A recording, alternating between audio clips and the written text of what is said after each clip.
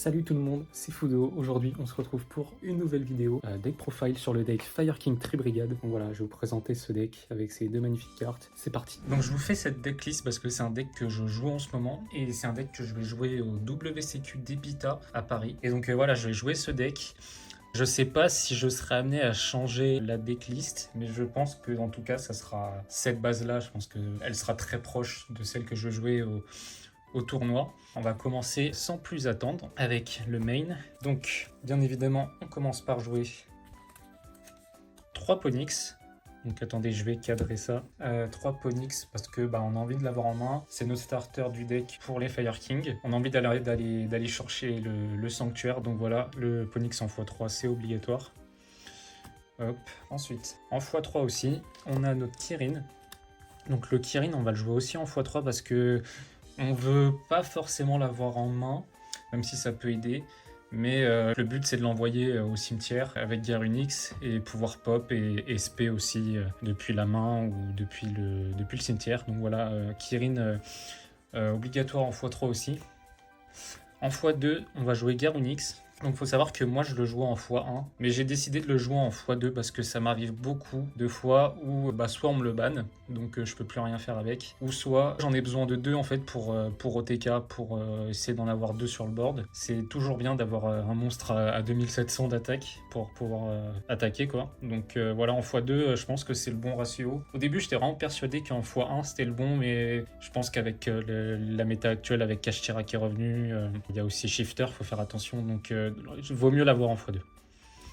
Pour les one-off, du coup, un Barong et un Arvata. Lui, c'est pour le combo. Et lui, on le spé pas souvent, on le norme pas trop non plus, mais on aime bien l'avoir sur le terrain pour pouvoir avoir une égale de monstres. Hop. Donc pour les Fire King, c'est bon. Maintenant, on va passer au Tree Brigade. Donc, évidemment, 3 fractales, c'est obligatoire 3 fractales parce que c'est notre starter côté Tree Brigade. Si on l'a en main avec un autre Treebrist et même un Tree Brigade, c'est mieux, tu peux faire un bon board. Donc voilà, lui mandatory en x3 évidemment. Ensuite, en x3 aussi, on a Kit.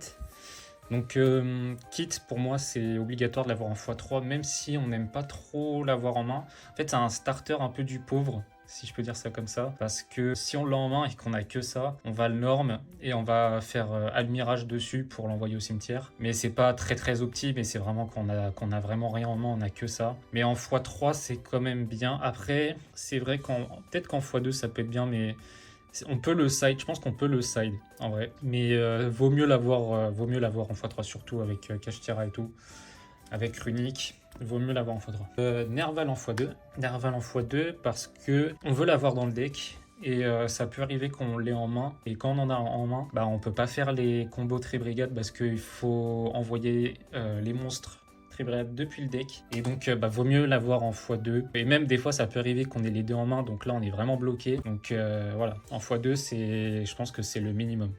Et ensuite, pour un one-off, on a Keras. Keras, on l'a besoin que d'une fois parce que globalement, on va le spé, je pense qu'une fois, et puis après, il ira au cimetière et il retournera plus en main. Donc voilà, Keras, c'est vraiment la seule carte qu'on peut avoir en x1 et qui est très bien pour le combo. Donc voilà. Voilà pour les monstres. Maintenant, on va passer au free spot. Donc pour les free spots, on a 3 H. Donc voilà, H mandatory quand même dans le format. 3 illusionnistes d'effet. 2 triples tactiques et un call by. Donc le triple tactique, ça peut servir souvent, on peut se faire AH, on peut se faire pas Imperm, on peut se faire Veiler, etc. Même drôle. Donc voilà, c'est une carte très polyvalente. On peut soit piocher si on est dans la merde, soit regarder la main de l'adversaire pour essayer de lui enlever une carte qui pourrait le servir au prochain tour. Et call by, très bonne carte. Contre les decks qui jouent avec le cimetière, donc Snake Eyes, Fire King. Et pour contrer les end-traps.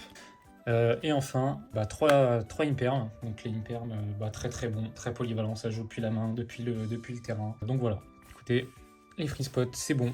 On va passer aux magies pièges du deck. Donc, 2 sanctuaires. Au début, je l'avais mis x3, mais je pense pas que c'est utile de l'avoir en x3.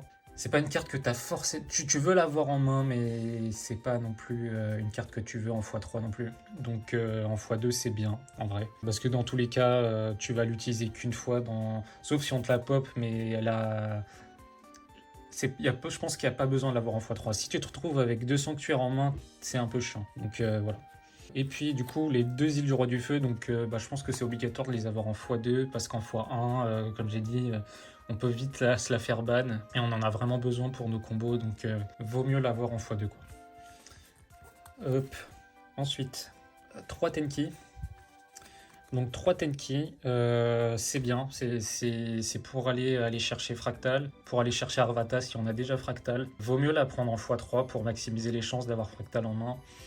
Ce qui est chiant un peu, c'est que si tu fais ça et que tu commences par cette carte, tu peux te faire drôle assez vite. Mais je pense que l'avoir en x3, c'est mieux qu'avoir... Au début, j'hésitais à mettre 2 Arvata et du coup 2 Tenki. Mais pour moi, la cible principale pour cette carte, c'est Fractal. Donc, vaut mieux maximiser les chances de l'avoir, quoi.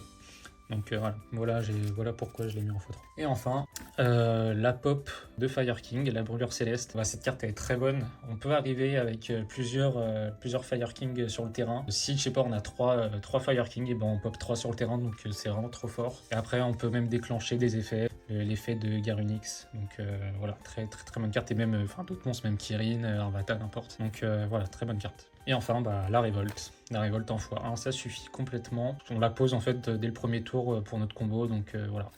Hop. Donc nous voilà pour le main. Donc je joue à 40 cartes. Maintenant pour l'extra, pour Tri-Brigade, on va jouer 2 Shureg. Hop. Alors j'ai pas trié. 2 Shureg, un Fergit, un Virbroom et un Dragonlord. Pour moi 2 Shureg c'est obligatoire. Parce que pour le combo, on peut dans un combo, on se sert d'un Shureg. Et pour le deuxième, c'est pour Revolt. Donc obligatoire en x2. Il peut se mettre en x3, mais l'extra deck est tellement serré que voilà, c'est compliqué de faire de la place. Un Fergit, on peut le jouer en x2, mais pareil, genre vraiment, j'ai galéré à faire mon extra deck parce que voilà, c'est très très serré. Il y a beaucoup de choses à rentrer dedans. Donc voilà, un Fergit, ça suffit. Un Beerbroom, évidemment, et un Dragonlord qui peut permettre l'OTK, qui permet de renvoyer une carte en main. Enfin, en vrai, c'est super fort. Donc voilà pour Tri-Brigade. Hop. Ensuite, on va mettre la Ligue 1. Almirage, c'est pour Kit, quand on est dans la merde et qu'on veut envoyer Kit au cimetière. Et on va jouer en ligne 2, on va jouer Ita, parce qu'on est dans un format feu et que si on nous hache, ou même si juste il y a un Snake Eyes au cimetière, n'importe, voilà, ça peut fortement aider. Ensuite, en autre ligne 2, le pack IPSP, donc voilà, super fort. On peut faire un board avec, c'est assez compliqué, mais on peut faire Apollousa et Masquerina, et on utilise IP et Apollousa pour faire SP. Alors bien sûr, on a aussi Revolt, on a aussi Kirin en main, etc. Donc voilà, de très bonnes interactions. En ligne 4, du coup, on a Apollousa, on a Zelantis, alors c'est pas une ligne 4 ça, on a Access Code. Et pour la ligne 5, on a la DS. Parce que je trouve la DS, c'est super fort. On peut arriver avec, comme j'ai dit, beaucoup de monstres sur le terrain. Donc la DS, elle peut faire tomber une tour, un monstre qui nous embête un peu. Access Code, c'est pour l'OTK, bien évidemment. Zelantis, il y a un combo... avec un board SP Zelantis. Je sais pas si c'est le plus optim, mais on peut faire ça. Et puis même, c'est super fort, quoi. Tu bannes, tu remets sur le terrain, etc. Et puis Apollousa, la carte la plus cheatée du deck. La carte à 3-4 negate. Donc voilà. Ça, il n'y a pas besoin d'expliquer plus. C'est souvent elle avec qui on termine sur le board. Donc voilà. Et enfin, avec les X6, donc on va jouer... un Typhon et un Garunix. Donc Typhon, c'est super fort en go second, ou même si t'as commencé en tour 3, quoi, si tu veux dégager une carte qui te fait chier un peu. Puis même ça lock sur les monstres de plus de 3000 d'attaque, c'est super fort. Et Garunix en x1 parce que il n'y a pas de place de la rentrer en x2, et même je trouve pas qu'il y ait de l'utilité de l'avoir en x2. On l'a déjà, je trouve qu'on la sort pas souvent, et globalement il n'y a pas besoin de l'avoir en x2, quoi. Parce qu'en plus elle va se respect si elle est détruite, etc. Donc voilà, je pense que l'extra, voilà.